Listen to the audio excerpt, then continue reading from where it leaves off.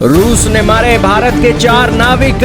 Ukraine की बंदरगाह से मक्का लोड करके रोमानिया जा रहे थे, तभी रूस की मिसाइलों ने किया बड़ा अटैक। 4 भारतीयों की मौत, 1 घायल।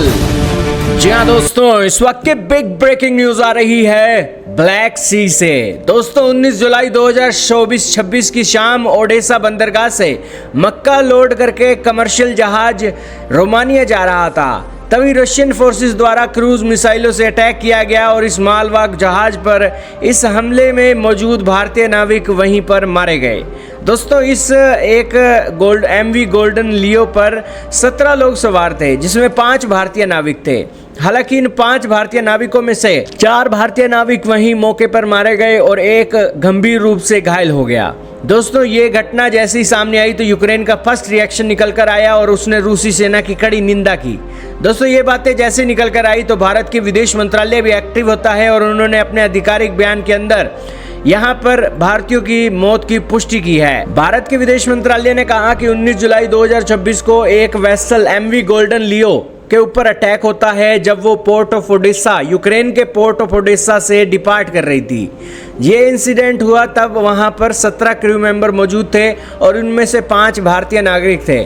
ऐसे जैसा कि जानकारी मिल रही है, उन्होंने कहा कि 4 भारतीय नागरिक इस घटना के अंदर अपनी जान गंवा लेते हैं और 1 हॉस्पिटलाइज हो जाता है जो क्रिटिकल कंडीशन में मौजूद है। उन्होंने कहा कि हमारा मिशन यूक्रेन के अंदर इस सिचुएशन को मॉनिटर करना है और हम हर एफर्ट कर रहे हैं इस असिस्टेंस को करने के लिए जो यहाँ पर एक आहत हुए हैं। हम अपनी डीपेस्ट कंडोलेंस उन फैमिलीज और इंडियन नेशनल को भेजते हैं जिन्होंने अपनी जान खोई है और हम यहाँ पर स्पीडी और फुल रिकवरी की उम्मीद करते हैं जो एक घायल हुआ है। इसी के साथ भारत ने कंडेम किया कि इस तरीके का अटैक कमर्शियल शिपिंग के ऊपर एक इनोसेंट सिविलियन क्रू मेंबर की जान को खतरे में डालते हैं और फ्रीडम ऑफ नेविगेशन कॉमर्स यानी कि ट्रेड के लिए एक सही नहीं है और इसे एक करने से रुकना चाहिए। हालांकि दोस्तों भारत की मिनिस्ट्री ऑफ एक्सटर्नल अफेयर ने रूस तक का नाम तक नहीं लिया और ना ही ये बताया कि ये अटैक किसने किया है। भारत की सरकार क्या डर रही है रूस से? हालांकि यूक्रेन कह रहा है कि रूस ने अटैक किया, लेकिन भारत की सरकार ने रूस का नाम तक नहीं लिया। आखिरकार क्यों?